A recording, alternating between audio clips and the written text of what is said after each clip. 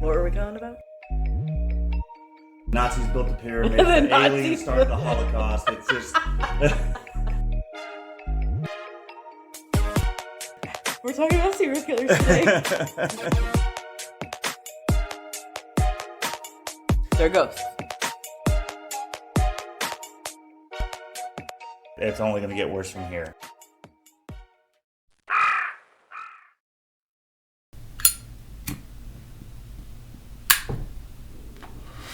Welcome everybody to The Calling Couple. I am your host Gage, along with my beautiful and most lovely, wonderful co-host Sage. And today we're going to be talking about some stuff that we have been back and forth with a lot of this on how we want to describe this category, and it's kind of a difficult one. I think we'll go with the broad version instead of the narrow one. That way we have more to talk about.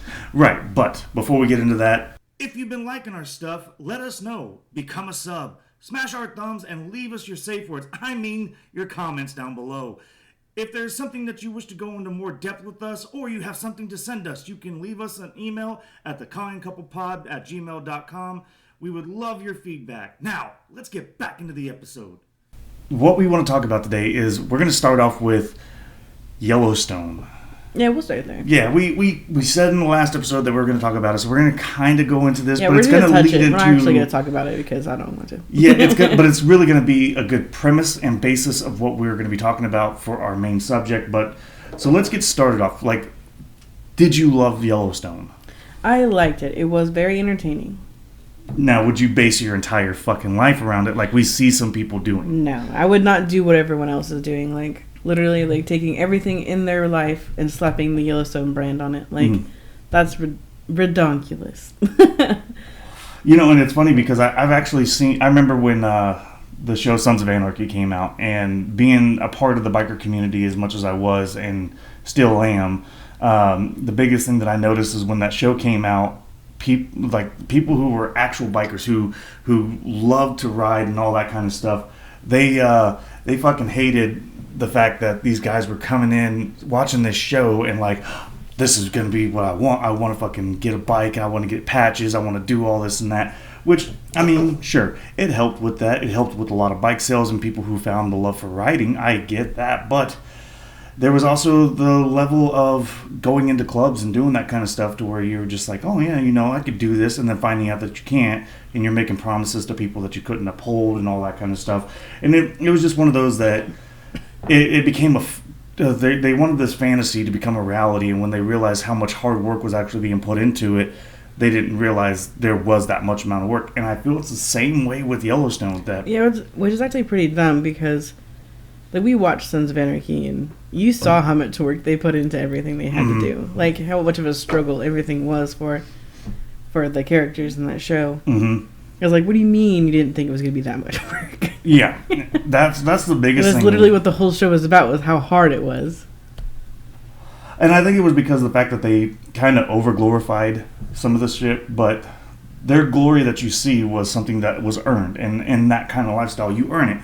And it's the same way with doing this whole Yellowstone shit. Everything that you see in there, they've earned it. They do hard work, and they do not only just physical labor, but use their brain to fucking make things happen and get things done, to where you can't just sit here and be like, oh yeah, I'm going to do this and it can work out that way. No, you got to put in some smarts. You got to put in this and that to make it work for yourself. And my thing is I watched Sons of Anarchy, and I thought it was entertaining, but when I was with Motorcycle Club, I never tried to put that into the actual situations because every day was different. Everything was always different with that.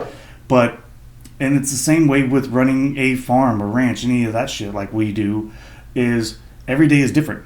There's something new every day that you come up with, and you gotta tackle it head on.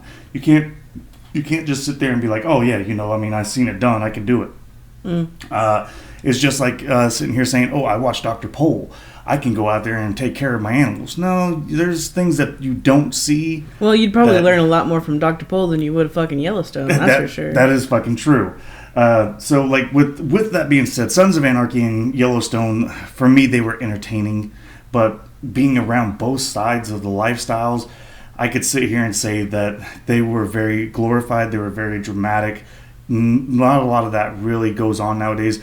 Like with Sons of Anarchy, a lot of that shit was stories that happened back in the day that doesn't really go on nowadays. Like, and then they were dramatized for TV. Right, and that's where it's the same thing with it is even more so with Yellowstone. Because at least in Sons of Anarchy, they did bring cops and ATF and stuff into the situation. Yes. But with Yellowstone, that rarely happened. And that to me was bullshit, because like when in Sons of Anarchy you had, and we're doing this because they are very comparable with each other. They really are. And with like Sons of Anarchy, they did the whole bomb in the clubhouse, and next thing you know, ATF is up their fucking ass.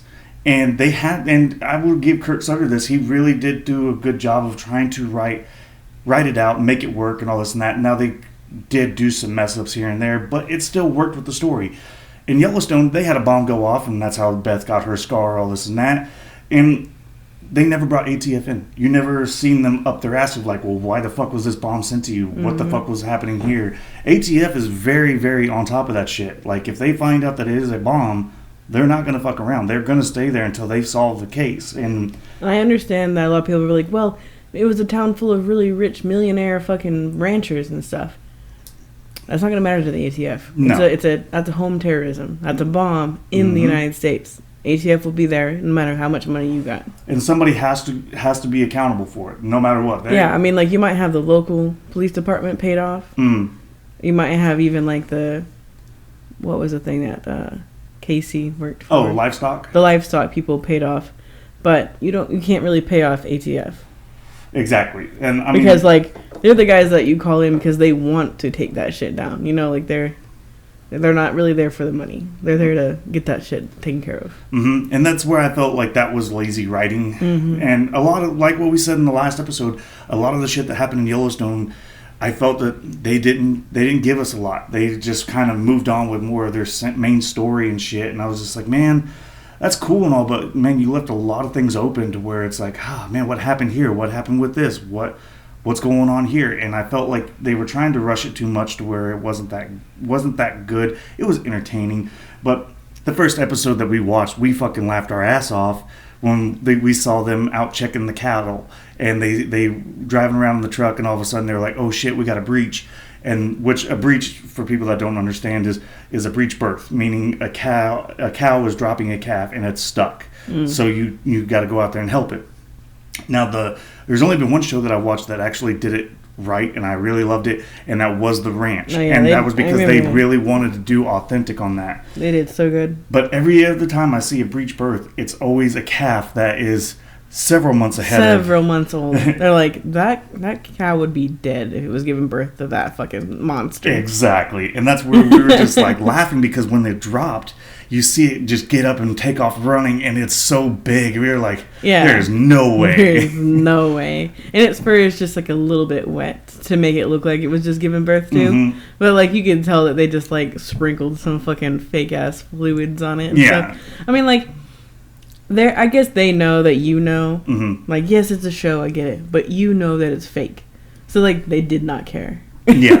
Well, my thing is, though, is, like, other than some of the little things and some story plot holes and some things that they didn't finish out for us, the actual aesthetics of Kevin Costner's character as the owner and operator of the entire ranch and the family, the dad and everything, that's pretty fucking legit. I know a guy right now who acts just like him. I mean, he is very, very similar of the same style character.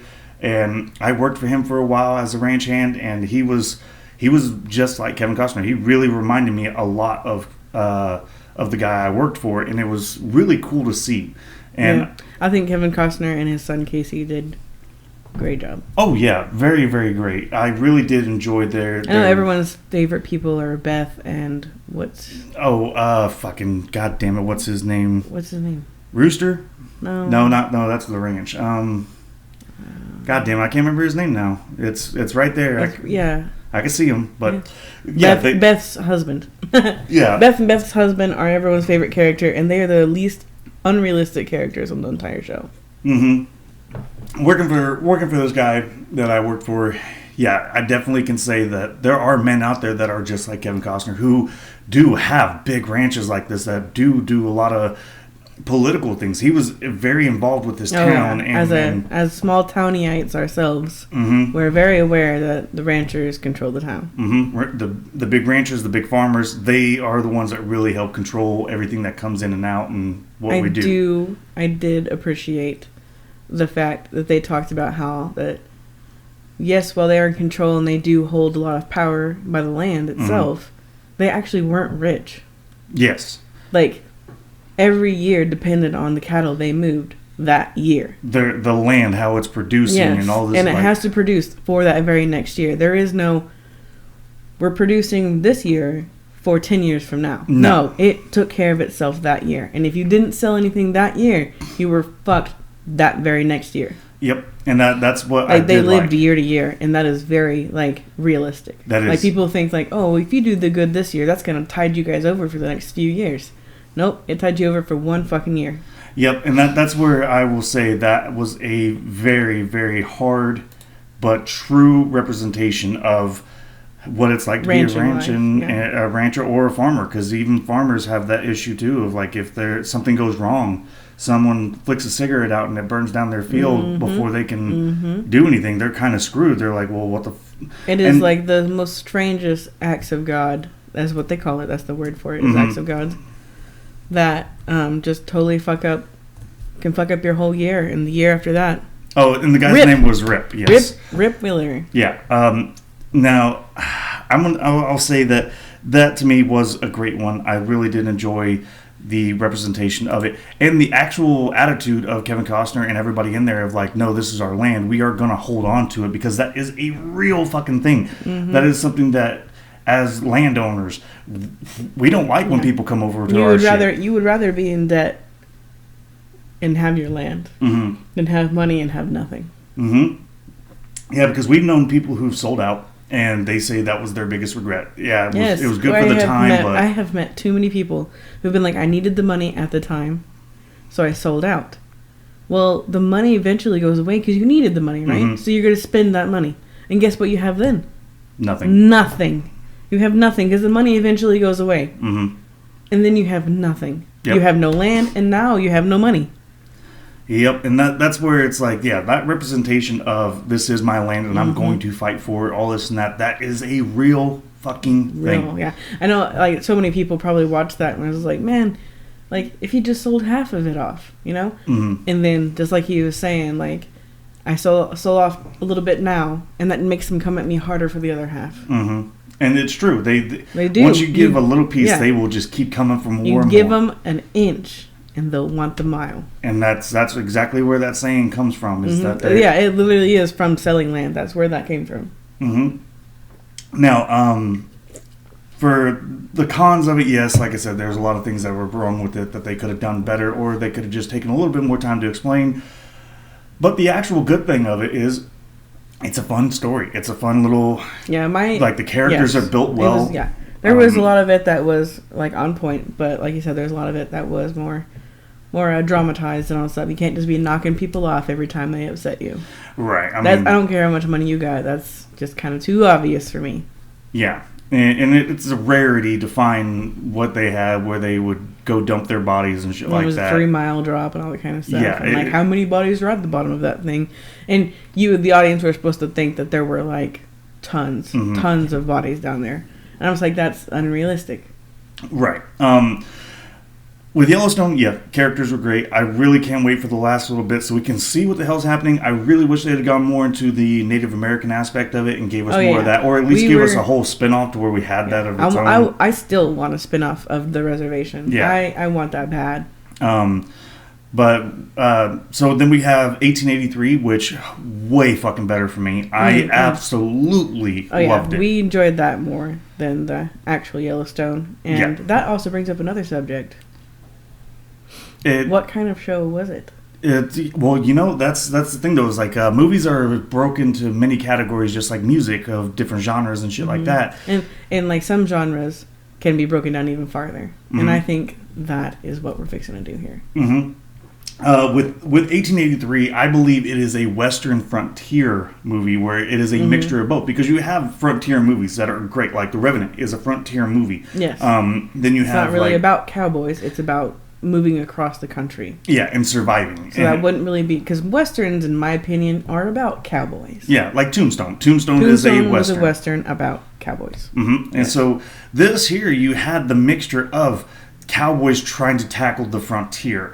So that's why I say it's a Western frontier, because you had cowboys and immigrants who had no idea how to fucking survive out here, trying to go out on this frontier adventure, and the realism of people really dying of weirdest things, of like not boiling your water or snake bites because they weren't paying attention where they were stepping and shit. Like, I really enjoyed that show. I really did. Yeah. Then like I could almost watch it again. Oh, I could. I really could. It was so good. The narration of talking about the beauty of the land and shit like that, even though like most of this is based out of Texas, Oklahoma, Kansas, which the way they describe these lands is one of those that if you've never been out in these areas, you would just be like, oh, I don't get it.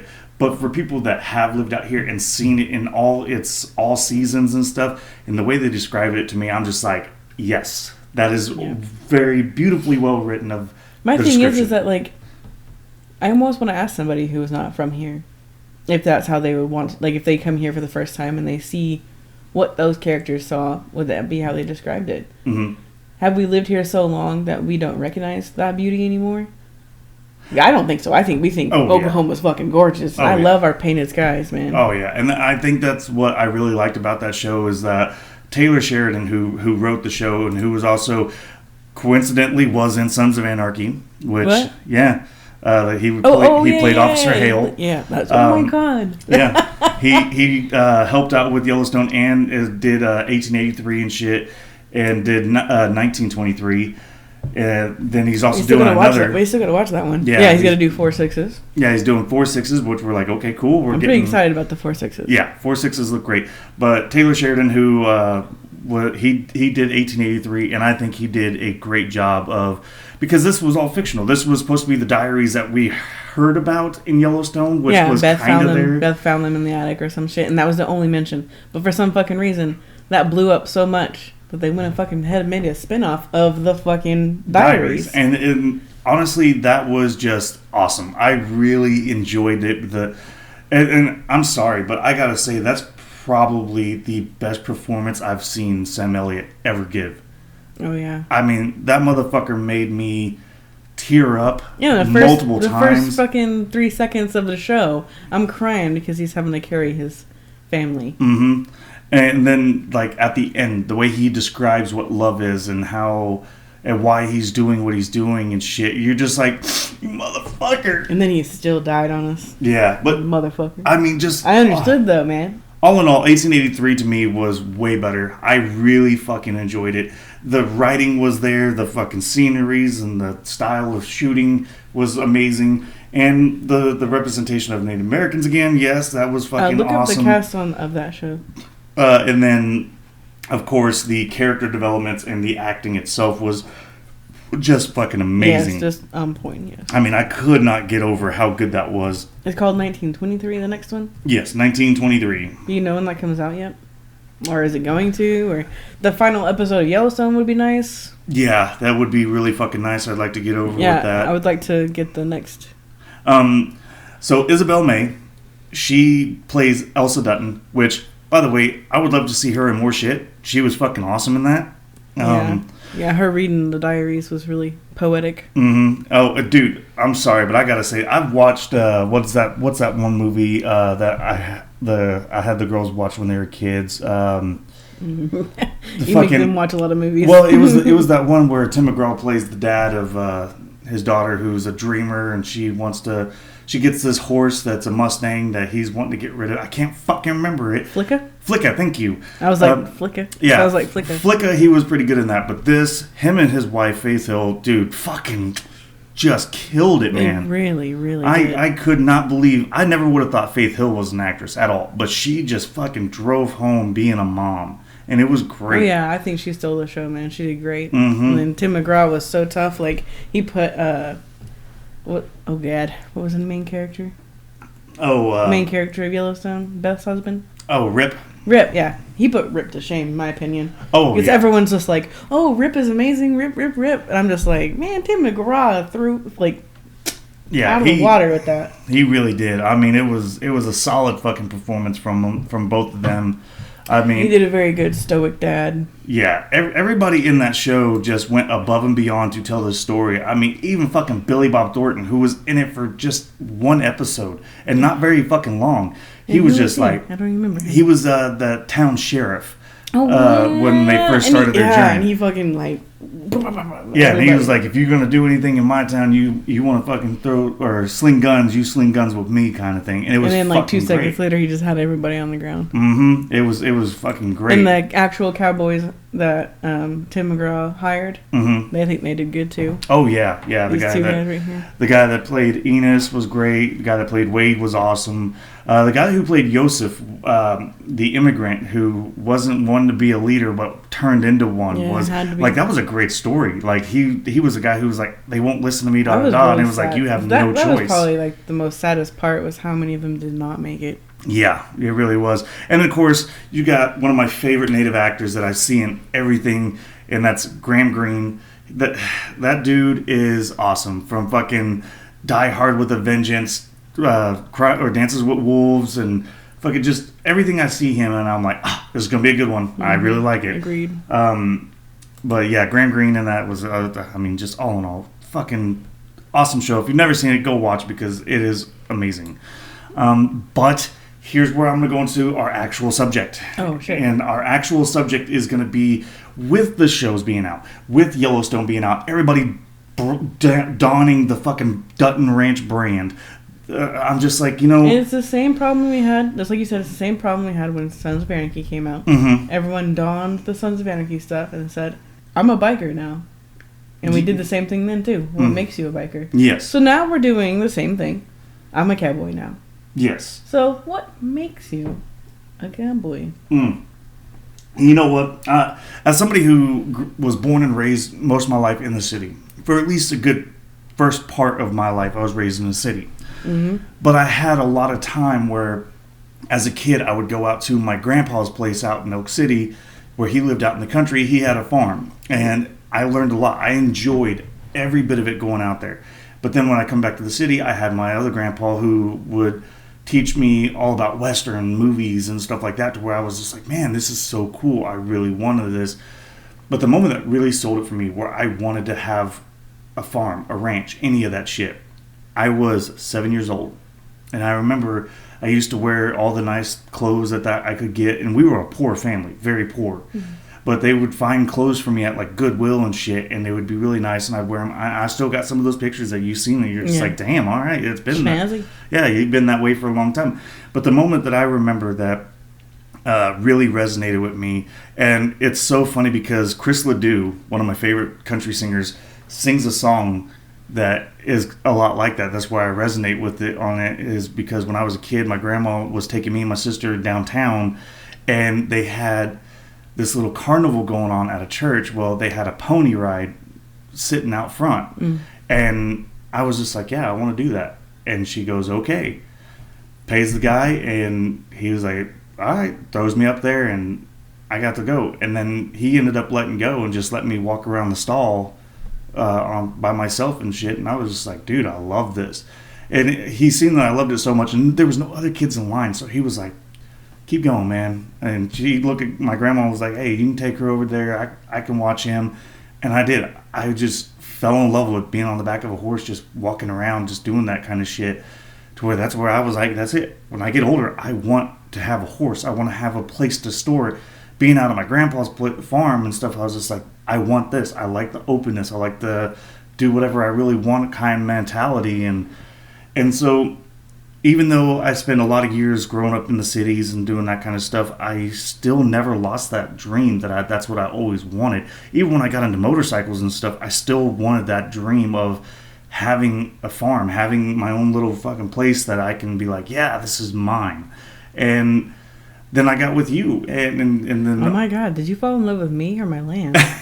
no, I fell in love with you. I don't think so. No. Oh my God! I fell in You love. love the land, not me. No, what's funny though is I fell in love with you, and I never thought that we would have any opportunity with this land. I thought me it was neither. just. I'll be honest. Us. I'll be honest. Me neither. I thought we were gonna move to the city and stuff. Like we made plans. Yeah, but then I remember the day that I walked into your house and I met your mom and I met your stepdad, who I now call Dad. Mm-hmm. I met them, and then he was like, "Hey, let's go have a cigarette." And so we stepped out on the back porch, and I saw you. I saw the backyard view. We call it the view. Yeah, and I fucking loved it. I was in love with it then, and I said it for so long before your mom passed away. I was like, man, I'm gonna have a yard that looks like this. I love this view.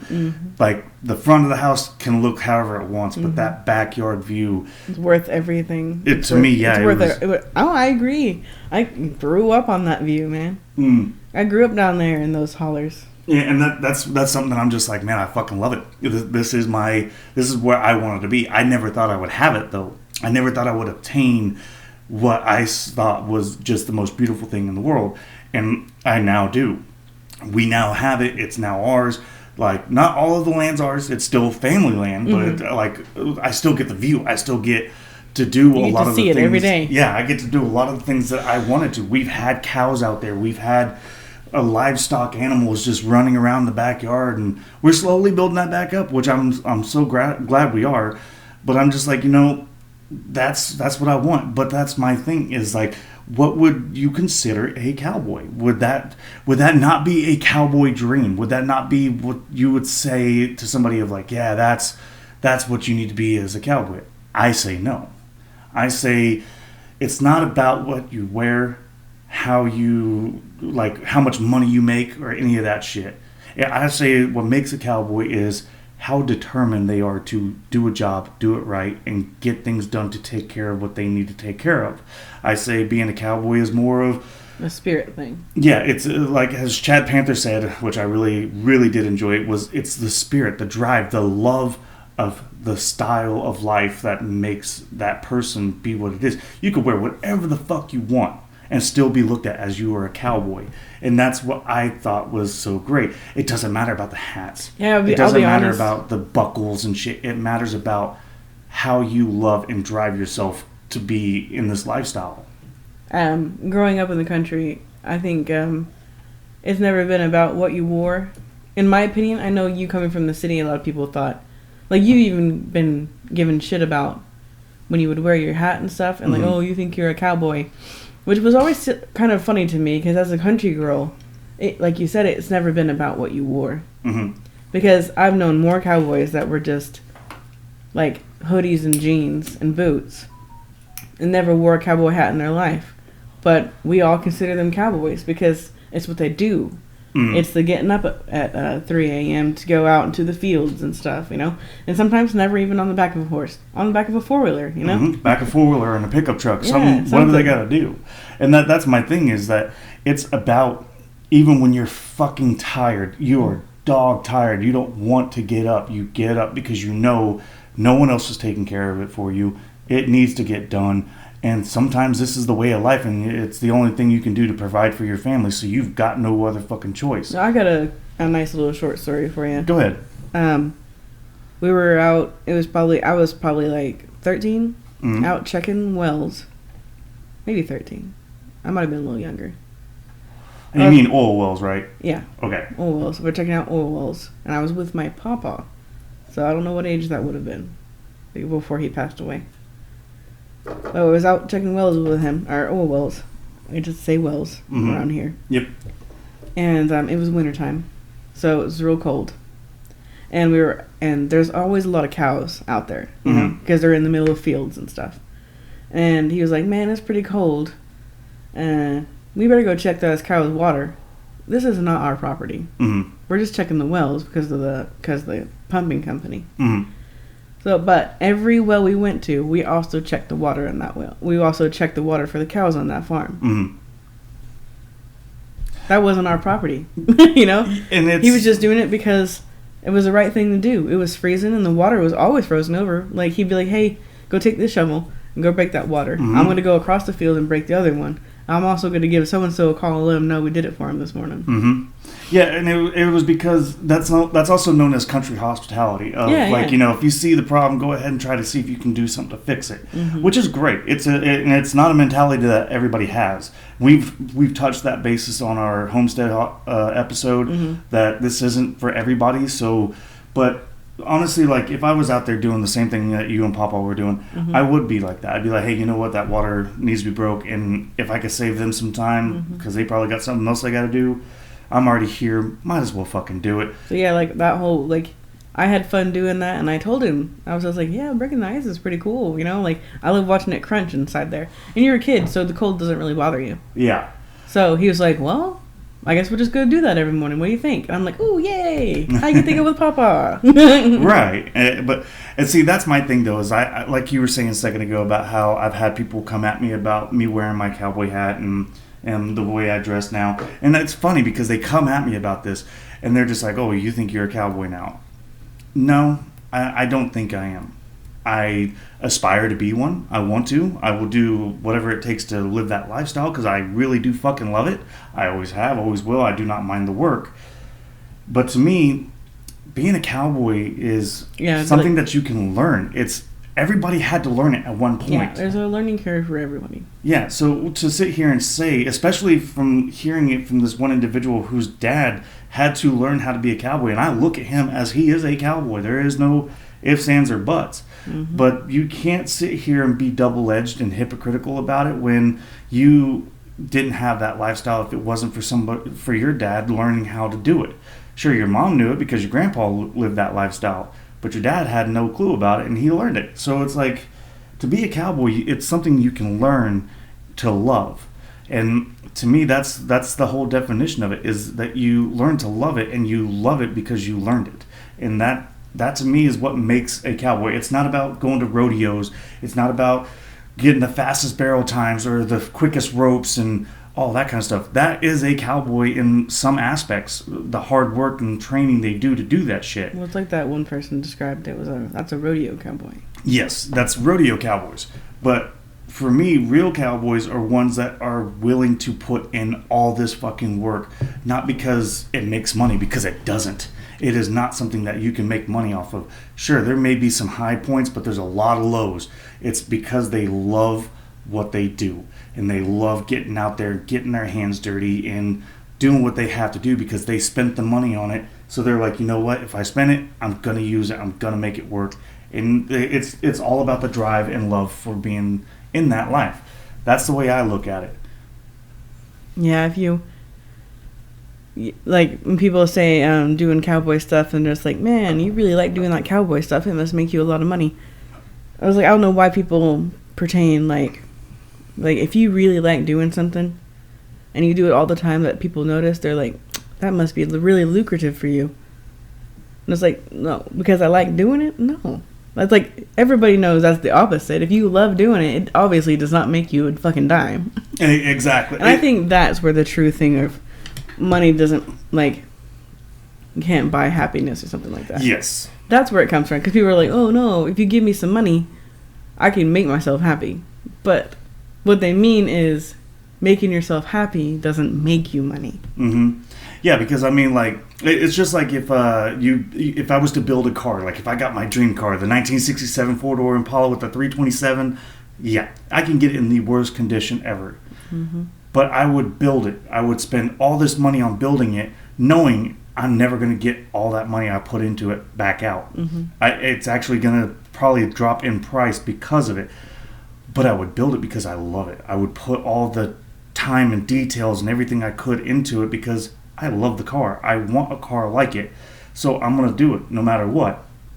And it's the same with ranching, farming, and all that kind of stuff. You're putting it in there because you love doing it. It's something that you find true joy out of. Mm-hmm. And you're going to get challenged. You're going to get challenged no matter what you do in life. But and we don't mean that when you give up or when you have to quit or put it down for a while. Mm-hmm.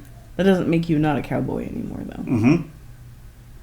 So, you know, like when I did wrestling, the thing that I learned a lot, and I've done a lot of shit in my life, and I've gone all out on everything I've done. Yeah, you're definitely an all or nothing person. Yes, and when I did that, the biggest thing that I learned that I kept hearing people say all the time that I didn't understand was that if you lose your smile, find it again. And I've watched people who I knew loved doing what we did that would get bored with it and be like, all right, man, I gotta take a break. I gotta go away for a while. And they would go away for a good while and then come back like they were ready to go again. And I never understood that until I had to step away. And now I'm looking at it like, man, I miss it.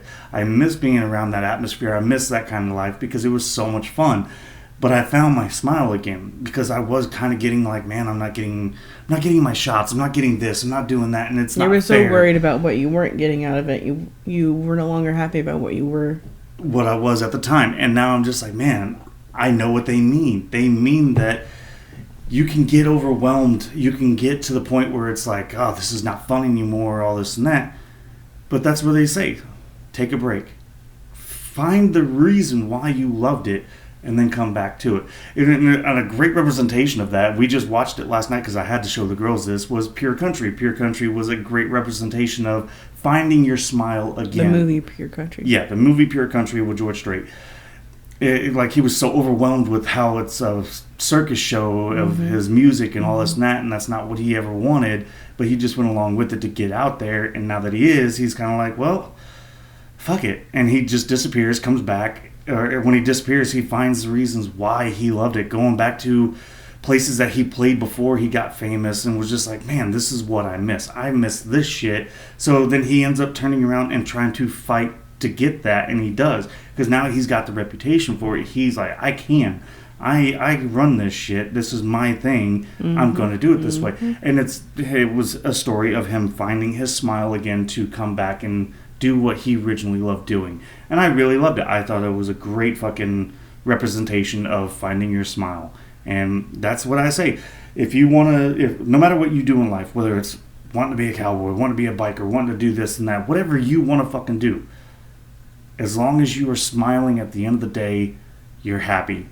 But if you start to lose that smile, set it down, step away, and find out why you started doing it in the first place. As an all or nothing person, though, who are you when you step away?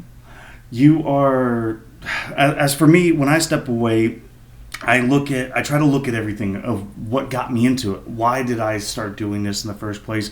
What was the drive that had me going in that direction? And it's one of those that I would sit there and look at all the cons of, man, I fucking spent a lot of money doing this and that, but same time, I had some good times doing this at the same point. I feel that way with our biker lifestyle we did for a while. Mm-hmm. Like, we spend a lot of money that we probably shouldn't have. Yeah. But all I can think is the good times I had with my friends. Yeah. Like, I had really good times, and I don't regret a lot of it. Mm-hmm. And I wouldn't take any of it back. If I could go do it again, I probably would. Mm-hmm. But that's the thing, though, is like, you're gonna have trials and tribulations on everything. I mean, we had some hard times. We had some, like, when we did the biker lifestyle, and which, I mean, it's not over. It's just we just went a different route with it.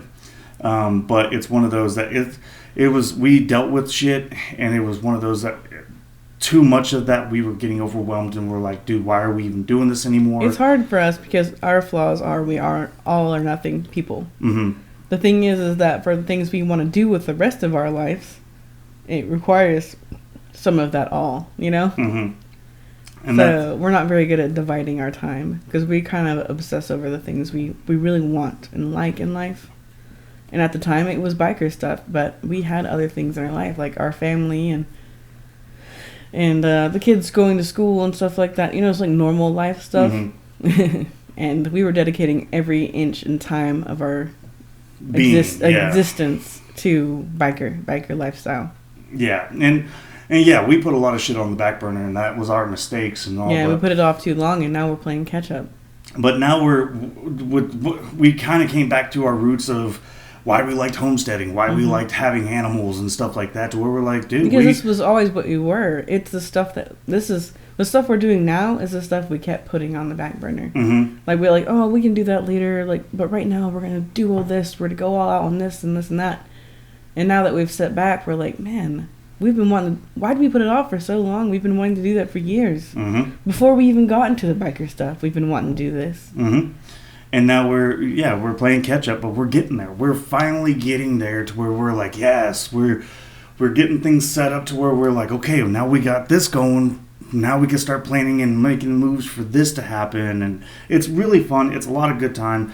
Our kids are enjoying it. They're loving all the little things that they're learning. It was stuff they were into when they were very little. Yeah. It's stuff that when we put it aside, of course, it was no longer important to them because we didn't help them keep that passion alive. Because, kids are so flexible and influential that if you put something down, of course, they're going to put it down too. They're like, oh, well, if they don't have passion for it, then I don't know why I should either. Yes. But now they're realizing, they're at an age, crap, we really did like this. Yes, they're at the age where they do really they're starting to develop passions for things and like things that they really like. Like one of them is really getting into like cooking and stuff and all that. And so she wants to learn how to like jar stuff with me, and I'm like, holy shit, really? That's awesome. Yeah. Hell yeah, you're gonna get into homesteading with me. Yeah, and our oldest is sitting there just like, Dad, what do I do about this animal? How do I take care of that? Or she's getting what into do we build for here? And she's I'm really like, getting into the animals part. I'm just like, good for you. It is just one of those that if you're gonna do it, go all out, but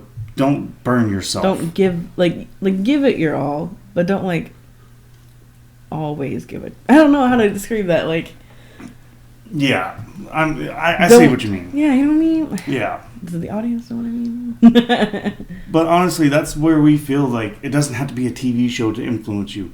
If it's something that you're into, great. I mean, that's awesome. But don't make that your drive. Like, it could be one of those that you've had on the back burner for so long. If a TV show inspires you, that's fine. But don't make it your only drive. Yes. Like, don't say, like, I'm going to be Yellowstone. Like, be you. Just, with an influence of Yellowstone, And take in consideration of if you've got a family, like, how they're going to react to it and how they're going to deal with it, because that may not be what they want. Yeah, that is kind of a hard part with a family, is that you all have to have a very similar passion. Yes. I mean, you can't just sit, like, if I showed up and said, well, babe, I want to be a part of a motorcycle club. Well, I don't want to. Well, then I'm leaving you for it because this is what I want. Well, then that's happened actually quite a bit. And that happens to a lot of people. That's actually a very normal one. And that's where we say, like, make sure that if whatever you decide to do, that it's something that you really want to do, you're not going to have regrets, and you're able to move on with it and keep going. And if it's something that they don't want to do, take that in consideration of where you can compromise. Yeah, because if they don't want a part of it and you do, that's still okay. It's just make sure you can still dedicate a lot, at least at minimum 50% of your time to your family. That means your other 50% of your time needs to be split up between your motorcycle or whatever kind of thing you're into. We're just using motorcycles as an example because that's what we did. But your job too. But like 50% of your time has to be family, not the 25% to your family, 25% to the club, 25% to your job, and 25% to your personal self. 50% of that has to be your family, which means majority of your time has to be with your family. Yep, I mean, so it's definitely going to be one that will pull something out of you, no matter what you're doing, to see where you land on a lot of that stuff. But other than that, all we're saying is don't let TV be the thing that influences you to change your entire life and your entire personality. Yeah. And don't let it be your entire personality. Yes, but influence. Yes. Sure, if it's that spark that gets you going. Make sure the passion was there before the show, though. Thank you. And think about every little thing that you can before you start diving into it, to make sure that it's something that you can actually do and put some effort into. If you want to know what we're talking about, we do have an episode called Homesteading that you can go back and listen to about that. Yep. So other than that, be a biker. If you're going to be a biker, hey, the biggest thing about being a biker is just getting out there and loving to ride. And if you're going to be a cowboy, man, just put in the hard work. Put in the work and find the love for it, and make sure that whenever you do it, you're able to sit here and say, no matter what, all right, let's get up, let's go, we're burning daylight. Other than that, if you're out there living life, live it to the fullest, find happiness, find your smile, make sure that you keep that smile going no matter how hard it is, and don't ever let nobody get in your fucking face about what you believe in. If you believe in it, you tell them to go fuck themselves. Yeah. But all in all, enjoy life. It's 2024. Let's fucking do this. Caca.